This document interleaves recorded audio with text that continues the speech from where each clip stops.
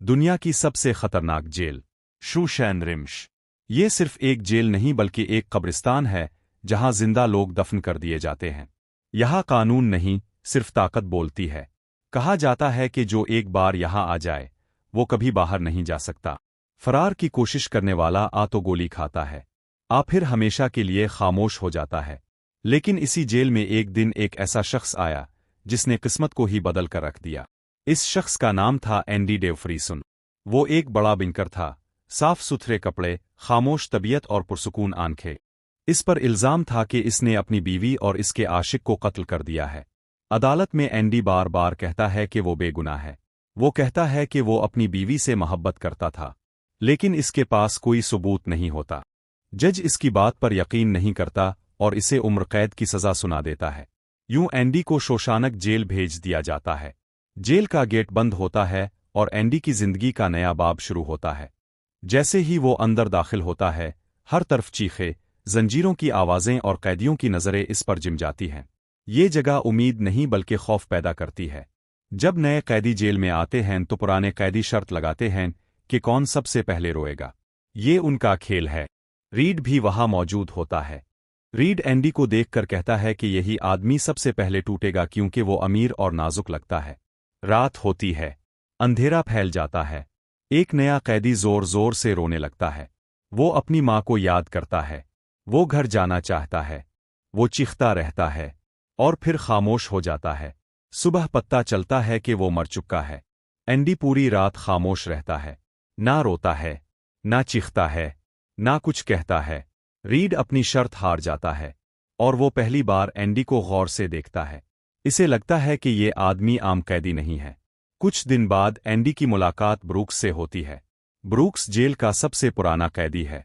वो कहता है कि अगर यहां जिंदा रहना है तो रीड से दोस्ती करो क्योंकि वो बाहर से हर चीज मंगवा सकता है। एंडी रीड से एक छोटा सा हथौड़ा मंगवाता है। रीड हैरान हो जाता है। वो कहता है कि इससे तो सुरंग बनाने में 600 साल लग जाएंगे। एंडी मुस्कुरा कर कहता है कि मुझे सिर्फ शौक है। लेकिन जेल में कुछ लोग एंडी को कमजोर समझते हैं, इसके साथ जुल्म करते हैं। बस बर्दाश्त करता है। ये जुल्म 2 साल तक चलता रहता है। हर दिन एंडी टूटता है, लेकिन अंदर से मजबूत होता जाता है। एक दिन एंडी और रीड को जेल की छत पर काम करने का मौका मिलता है। इंचार्ज गॉर्ड हेडली होता है।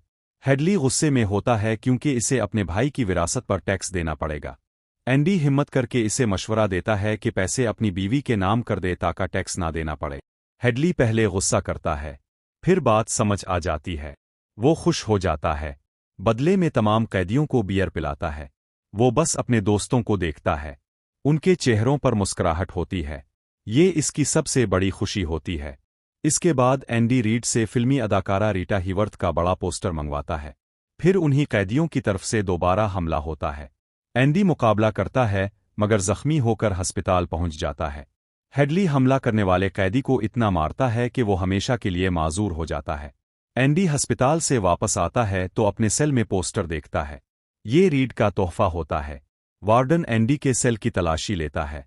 नमिल वो एंडी को अपना अकाउंटेंट बना लेता है ताकि अपने काले धन को सफेद करा सके। एंडी बाइबल में इसके खुफिया कागजात छुपाता है। एंडी को लाइब्रेरी असिस्टेंट बना दिया जाता है। रीड इसका मददगार बनता है। अब एंडी जेल के अफसरों के पैसे संभालता है। सब इसकी इज्जत करने लगते हैं। कई साल बाद ब्रूक्स को रहा कर दिया जाता है। वो बाहर की दुनिया में खुद को अजनबी महसूस करता है। वो तन्हाई बर्दाश्त नहीं कर पाता और खुदकुशी कर लेता है। वो एक खत छोड़ जाता है। वार्डन कैदियों से बाहर काम करा के पैसा कमाता है। एंडी एक फर्जी इंसान के नाम काला धन जमा करता है। फिर टॉमी आता है। वो बताता है कि असल कातिल कोई और था। एंडी को उम्मीद मिलती है। वो वार्डन को सच बताता है, लेकिन वार्डन टॉमी को गोली मरवा देता है और एंडी को काल कोठरी में डाल देता है। काल कोठरी से निकलकर एंडी रीड को मैक्सिको का ख्वाब दिखाता है। वो कहता है उम्मीद अच्छी चीज है। काल कोठरी से निकलने के बाद एंडी बिल्कुल खामोश हो जाता है। वो ना किसी से ज्यादा बात करता है और ना ही अपने दुख का इजहार करता है। लेकिन इसके दिमाग में एक ही बात चल रही होती है, अब मजीद खामोश रहना खतरनाक है। हमेशा के लिए सब कुछ खत्म हो जाएगा। एंडी दोबारा वार्डन का हिसाब किताब संभालता है। वो वार्डन के तमाम खुफिया कागजात तरतीब से जमा करता रहता है। हर रसीद, ہر فائل اور ہر جعلی نام اس کے ذہن میں محفوظ ہو جاتا ہے۔ وہ جانتا ہے کہ یہی کاغذات ایک دن وارڈن کو لے ڈوبے گے۔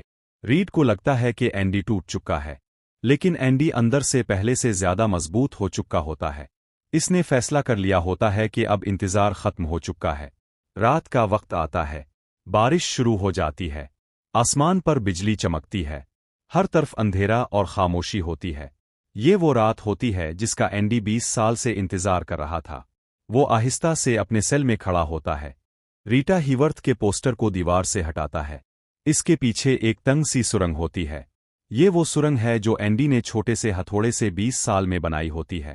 وہ سرنگ میں داخل ہوتا ہے، تنگ جگہ، اندھیرا اور بدبو، ہر سانس مشکل ہو جاتی ہے۔ وہ رینگتا ہوا آگے بڑھتا رہتا ہے۔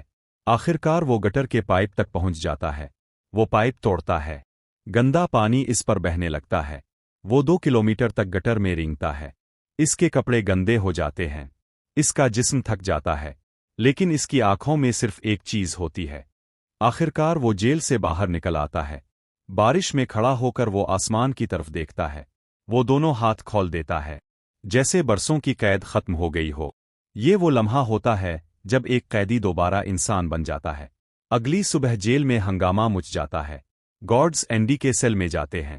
جب پوسٹر ہٹایا جاتا ہے تو پیچھے سرنگ نظر آتی ہے۔ وارڈن کو یقین نہیں آتا کہ اینڈی فرار ہو گیا ہے۔ اسی وقت اینڈی بینک پہنچ جاتا ہے۔ وہ وہی نام استعمال کرتا ہے جو اس نے وارڈن کے کالے دھن کے لیے بنایا تھا۔ بینک کے لوگ اس پر یقین کر لیتے ہیں۔ اینڈی وارڈن کے تمام پیسے نکال لیتا ہے۔ پھر اینڈی میڈیا کو وارڈن کے خلاف ثبوت دے دیتا ہے۔ ہر کاغذ، ہر رسید اور ہر جعلی حساب کتاب سامنے آ جاتا ہے۔ پولیس حرکت میں آتی ہے۔ وارڈن کی دنیا چند لمحوں میں ٹوٹ جاتی ہے۔ وارڈن اپنی تجوری کھولتا ہے۔